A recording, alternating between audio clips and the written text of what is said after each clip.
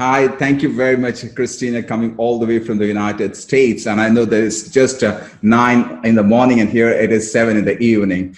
Christine, you are known as a catalyst. And when I say catalyst, I'm talking about conversational catalyst. What is the secret behind that? Well, I'm very bold. I'm very brave. I say sometimes I will say what your friends won't say Hmm. because I think so often in our relationships, we hold back. Hmm. We are afraid, fear walks in, and we don't really want to say what's true to our heart or what we think someone else might need to hear, Hmm. or that might ignite a conversation because of emotion or other things. So I will walk in and with grand love speak what I think is really going on, and it always comes from my heart, and it's truth. But I think to ignite those things that once we have conversation, we can change the world. But if we don't have that conversation, it's really a challenge. We all take our corners, we retreat, and we can't solve problems that way. So I definitely igniting conversations, being that catalyst to showing others, teaching others how to do it, and then igniting it myself, being part of it is really what I love to do. Now, there should be something behind getting into this conversation. I mean, to be a catalyst. Where does your story begin? Did you go through the downs or ups in your life which made you the bold lady that you are today? Yeah. I think, pain takes us places, life takes us places. We really are truly a sum of our experiences. And Yeah. then usually there's a pivotal event Hmm. that causes us to change a direction, speak loud, whatever it might be, claim our worth, whatever it might be. For me, it was 25 years of raising children and corporate life, all of a grand life. But I did have a painful experience and a challenge that caused me to really look at life differently. And in fact, it's my next book. I'm so excited to share it. Hmm. I was married 25 years, and my guy changed his mind, and that was I was blindsided. I had really no idea. I thought that we were just a perfect little couple. Everything was great, and we had careers and children, and then he went another direction. And after doing some research, I realized and saw that this was not just me. This was happening over and over and over again. And there probably were not the conversations that we should have had, that I would have today. Looking back, we see red flags, we see those kinds of things. But that started my man project and the what I call the cultural straitjacket that I think so many men feel that need to perform, and our culture teaches. And cultures are very different, but in the U.S., most certainly, our culture teaches men you need to do these certain things in order to be successful or in order to be honored in the community. And they implode. That straitjacket gets tighter and tighter and tighter and tighter. So I really want to change that. I really want to start these conversations. And most people think I'm angry with men, and that there's a blame game going on. And in fact, most of the people that buy my book are women because they want to learn what's our role in it. And we have a significant role as wives and mothers and women in the community of how are we lifting up our men? How are we supporting them? And can we shift this culture so that they can feel safe? And I say one of the things I say in my book is to be able to talk and share. And this is probably one of my favorite stories about communication with men and women. And I think we've all experienced it in many, many different ways. But we'll come together as a couple, or even in the office, Hmm. and a man will decide he's going to get brave. She's kind of been nagging to talk and share, and he'll decide he's going to share how he feels. So he'll do that, take the armor off, get brave, and then the first thing that often happens is you'll hear from the female side, well, Hmm. that was stupid. Why would you say that? I can't believe you feel that way. And then he feels beat up, and the armor goes back on, and communication stops. So to teach both sides of a relationship or in the office, what are you projecting and what are you speaking? What are you communicating? Or what aren't you saying is really what's important to me, because I think that's where we make a significant difference in our lives and our relationships. Wow. Now, for example, if you didn't get into the relationship part, or if you didn't get into being a relationship coach, if I may use that, which area would have you taken today? Gosh, I would probably full-time do my equine empowerment practice, because I've had Arabian horses for 18 years. And prior to this, more public side of myself, I work with horses and put people in front of horses and work with the energy of the horse and that kind of healing, because I do love it. I really do. It is, it's not an area that is well monetized, unfortunately. So I've had to make some shifts there. But to we work with ego, and we work with leadership, and we work with how you carry yourself and project yourself, all those kinds of things. I probably would. And I used to teach a lot of children, and that's really important, because there are new little people in the world. So those are, I'm very passionate about that.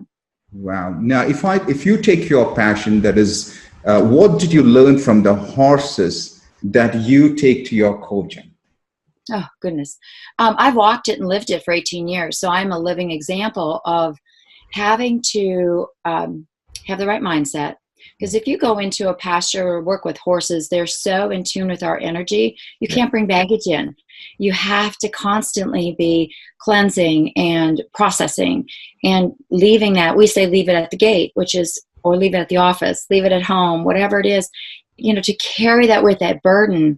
I haven't been able to do that. So it's been very freeing, and I just kind of assumed everybody does that, and they don't. So, that's been a significant thing for me, is I'm a walking testament that you can have your heart broken and you can heal. You can have conversation and come out the other side of it. And you can have an energy that exudes joy.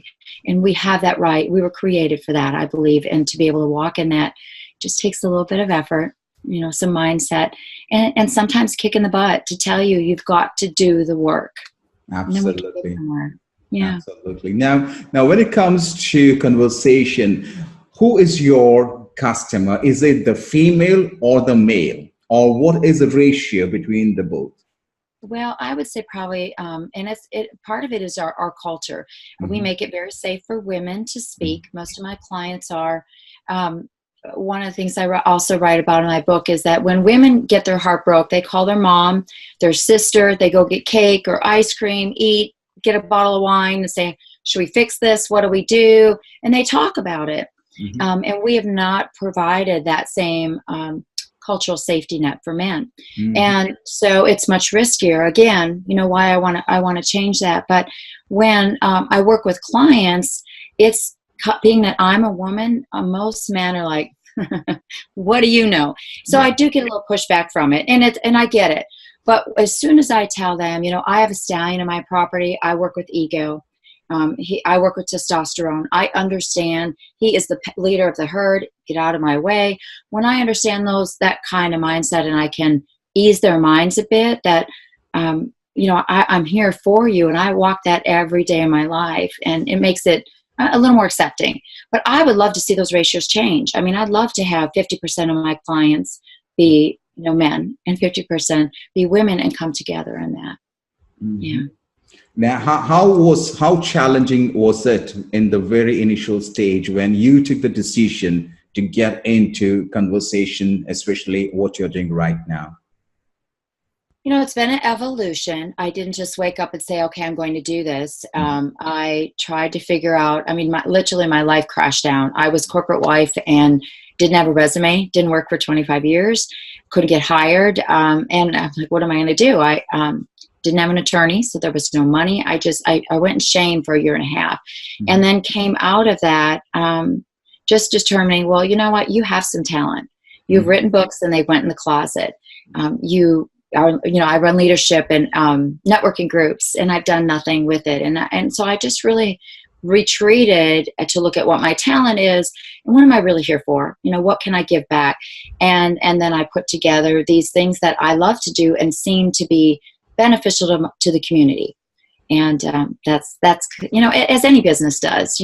Doors open and close along the way as we grow and evolve, and as your passion, you finally follow your passion and let it come out. Absolutely. Christine, if you had one more chance to leave, and I take you 5 years down the line backward, what are the changes that you would have done in your life to become an entirely different Christian? Oh, that's a great question. That's a great question. I would have not taken as long to process. I would not let fear get in my way, because what I'm doing today, I know today I was supposed to be doing 5 years ago, 10 years ago. But I took a long time to get through that process, and that supported me being very bold and helping other people, because time is precious. That is the resource we can't get back. Yep. And so to be able to move someone from point A to point B very, very quickly. I mean, most of my clients that I work with, I will work with them less than maybe 6 weeks. I mean, we're power solving problems. So if they're really deep issues, I am not a licensed therapist. Most certainly we connect them with them, but we want to get you on the road that you're needing to go. And had I done that, I think, life would look different. It would be very different than it is today, but great awareness. And then I can teach from there. Wow. Now you spoke about power developing a solution. Talk about that. Is it more about physical, or is it more about mental, spiritual? Where does it come in? I think balance. We definitely need a balance. Some folks that I work with are not as willing to take all phases of life. Some in that leadership mode just need to have their business running on. But I think when we develop programs, it always starts with mindset. And goals. We have to know where we are today, walking us into awareness, and the truth of, I talk about the truth of my reality, the truth of your reality. We can create the reality that fits and that numbs us from our emotions or avoids certain things. But when you get down and you look at what your business really is, how do you get from there? What your life is. So starting with the truth, walking in that awareness, building those goals, and doing the work to move forward from there. So some of them are very hands-on. If I'm doing an equine, we're going to work with hands-on, understanding the emotional side. Men in leadership, they want systems, they want process, and we will work very quickly through those kinds of things also.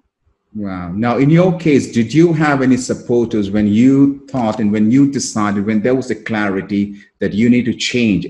Done is done. I need to change. Did you have a support from your friendship circle or maybe your family and so forth? And how important it is to have somebody to support you in the corporate world and in a relationship? Yeah, I did not have a lot of support, and that was my fault. I had people around me, and today I now know they would say, oh, well, we didn't dare say anything because we knew you wouldn't receive it. And I've always had that personality that I want to do everything all by myself. I'm fine. I can do everything myself. But independence and pushing people away is not balance. So today, I now, I have a great network today now that supports me because I welcomed it in. They were all out there waiting for me to receive. And I think so often in life when we're broken, we don't want to trust that, that we can receive, or we're in shame and therefore we don't reach back out because of judgment. So in walking in that today, now I can, again, that's another area where I could say, I get it. I did it. I pushed my friends away. I understood, I faked it because I didn't want to be judged. And we're going to diminish these things so that you don't have to walk that same pain path that I did. But yeah, a support system is very different, and especially for men, because we don't have that kind of support in our work world. And it's not as genuine and heartfelt usually in the office as it is when we get home and we are with our family or that network that we're tight with. Definitely. Absolutely. Now, once you walk into the crowd, what do people see in you? Well, let's see. The feedback that I get, I think I still work with being a little bit of an intimidating force. I've got this giant energy. I want to solve the world. Let's get this done. And sometimes I find myself saying, dial it back, Christine, dial it back. Because the value in that is to sit in their space. They want to be healed. They want to have energy. They want to live life. And I get that. I know that. But to come backwards and a bit and just remember what that was like to feel what it's broken and to be able to talk with them about that is also very, very valuable. But I'm talking about topics that people don't talk about in a bold way. And sometimes that comes across like, what's she all about? But it does take long. I'm pretty good at winning over someone's heart and using research and intellect to say, hey, it's just not a crazy idea. This really works and we really can be better.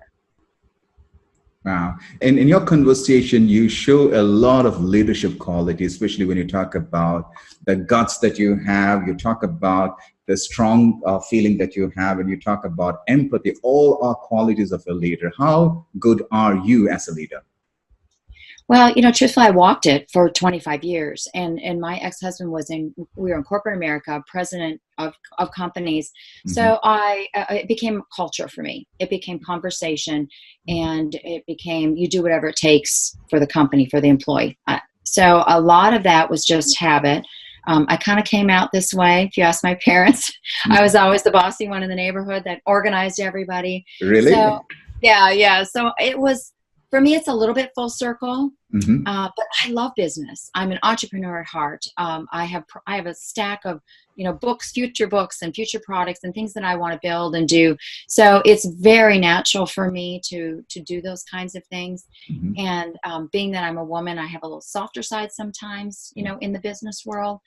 But yeah, I love business. I love the opportunities that come our way, and that we can do whatever we want. We have such freedom in this world, and with the technology, it's endless. I mean, whatever we can conceive, go do it. And there's resource there, and there's talent and intellect, and that really drives me. But I think when you start bringing people around it, we have to be able to come together in that. So again, that's that full circle. I mean, and after having kids, my girls are grown. There's balance there for me. It's like, oh, been there, done that. I know what that feels like. So, absolutely.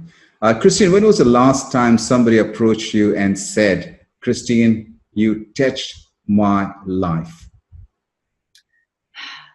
I am blessed to say that happens, almost every day, because I offer something that someone doesn't offer. And I can tell you, every single time someone comes to my farm and works with my horses, that happens. They're in my life for a reason. I know that. And that's the one goodness that about all my stuff, that I kept strong. But yeah, it's, God has given me great gifts, and I'm very willing to share them. And sometimes it comes back in those kinds of words where there's gratitude on others. Yeah. Wow. Now, as an entrepreneur, as a business woman, where would you like to see yourself 5 years down the line? I'm not looking for 10 years or 25 years. 5 years down the line, where do you see yourself? That's easy for me. My heartbeat is writing. I absolutely love to write. And I think when you're a writer, the second part of that is we share it. Mm-hmm. So you get to connect people. And I didn't realize how much I really loved connecting people and having those conversations until I got back into it and started doing it. So what I'm doing today, most certainly I will continue to do. The equine practice will probably be less one-on-one, and we'll do more 2 or 3 conferences a year where that is part of it. So, I'll be able to have a little more downtime. I cherish my time with my horses. It's kind of my time to rejuvenate, after I go teach and after I do things. But yeah, I mean, I'm going to keep doing this. I'm just getting started. I really want to change those conversations with my Man Project. We've got Man Project for Little Men coming up soon, which is, we've got a whole, my girls are, my youngest is millennial. And then we've got our little 12 and 14-year-olds that have dysfunctional dads. They don't even know how to function in a relationship. Mm-hmm. So I really want to continue to offer conversation in that area and teaching, and really build some programs that benefit those kids that are terrified of commitment or don't know what it feels like, and work in that area. That's really important to me also. Wow. Now take us through your book. Through my book. Well, I have, my book is really 16 chapters, 16 conversation starters. So there are things like, commitment and connection, conversation. I have titles like, being in front of the mirror, chapter titles, do the work, awareness. And each one, I mean, it's a short little book. It's 60 pages, but each chapter really is just an idea that men can observe. Where does that fit? And it is a little bit more designed for those getting back into a relationship or in their 50s, 40s, 50s, 60s, and kind of processing some of that relationship stuff. But women are looking at it and going, okay, I read this chapter and it talks about baggage, and she can open up that door by just a short little snippet of stories and conversations. They're very light, and the book is really a lot of experiences that I have seen or experienced myself. So it's something we can put into our daily lives and talk about. And is there any age group for the book? Not really. I mean, I would say probably 35 and up, because it talks more about that phase of your relationship when you're more mature or you have gone through divorce. And that's why I want to do the Man Project for Millennials, because they don't work with the same things in relationships that those of us that have had loss or that have never been able to commit. But I think there's still some analogies and some alignments. One of my chapters on baggage, which I do a lot of analogies in the book so that people can relate to it. And when I talk about a suitcase, we would never come home from a trip and take our suitcases and throw them in the closet. We unpack them. We open them up and put the shoes in the closet, send the clothes to the cleaners, unpack them, take these empty suitcases for our next trip. But we do not do that in our relationships. So by using that analogy, you can kind of step back and go, oh, it's really easy to put all that baggage away. But then when you get involved in another relationship, you pull that suitcase out, all that baggage now just got dumped in the middle of this brand new, fabulous relationship. So when you can paint those pictures for people, it makes sense. And it's not judgment. It's just fact. It's the way it is. Absolutely. Now, how are you going to scale your book? How am I going to scale? Well, these are great questions. Really, it's just the more I talk to people, the more awareness comes around it. I haven't spent a lot of time last year. I just released at the end of the summer, and then kind of reworking the business part of it a bit. But really scaling the book is just talking about it, pointing people to that direction, because it is a conversation. And it's something that the backside of the book is where the business is, where the conversations are, and where the relationships get attention. When you are conducting those conversations or sessions or seminars or conferences, it's limited only to you because you are the speaker. But do you have a plan to give a license to somebody else so that you are multiplying leaders and it goes to all over the globe? Gosh, that'd be a really great thought. Once the programs, if I have a Man Project for Little Men, Man Project for Women, when I've got the workbooks, if all that's there, now we've got a teaching tool and a actual program that we can go anywhere. And I have thought about it. I have a coach that I work with that has published many, many books. And she and I have had some conversations about that, that the possibilities are endless. I think, I put it out there and I pray. And if that's the direction I'm supposed to go, those doors open up. I believe in it. Whether or not the culture and our community wants to think that way and receive those kinds of things, that remains to be seen. But that was the intent of creating it, and why I call it a national conversation, why I call it the Man Project. Started out was just the Man Project was the business. And then I actually involved it into the name of the first book. Wow. So how many times do you have this gathering? Is it a national level gathering or it's a regional level gathering when you have this? No, it's still small in the community. I've not gone national with it as of yet. So it's just been self-promotion and within the community and the network that I have. And there's been some articles and we've done some of those kinds of things, but I have not done any full-blown teaching programs on it yet. What is limiting you from moving to a national level? Me. Really, that's all it is. Isn't that what limits all of us? Fear that I'm going to hear no, and I'm going to hear no, and I'm going to hear no. And yet it still sits here, and I want to do it. It came to me for a reason. I didn't just wake up one day and go, oh, I think I want to go change the world with the Man Project. It is part of my journey and on the heels of that loss. And if I can have a part in having other men not go through that loss today, that I understand it. I mean, I explain to people, if you can envision what that feels like to have a straitjacket on and suffocate, and all of a sudden men, their eyes light up like, yeah, I know exactly what you're talking about. And it's not just work related, it's not just relationship, it's all these different factors. And then all of a sudden you get this release. That's healing. If I can have a part of that, I need to get out of my own way and go do this. So again, why I was grateful to talk with you about it, and why I continue to keep it on my website and continue to talk about it. It's slow, but I will get there. I mean, this is not a quitting game for me at all. Wow. How proud are your kids about you and what you do? I am really great. I've got two girls, 31 and 26, and my youngest, she's a little intimidated to talk to me sometimes because she says, "Mom, it's like talking to a therapist every time. I need you to be mom. I just need you to be mom," because I want so much for them, and I see how my dysfunction affected their lives. I see how my divorce affects how they look at relationships.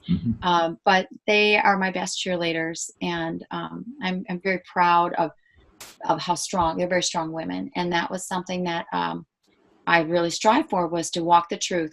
I don't care what it looks like. Walk your truth and be strong. You can overcome anything, and they're showing me that's truth. So I'm very, very happy with my girls.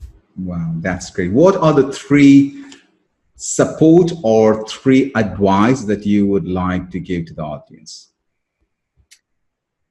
Oh, we must find a way to get out of our own way and walk in our truth, because we were created to live a life of goodness.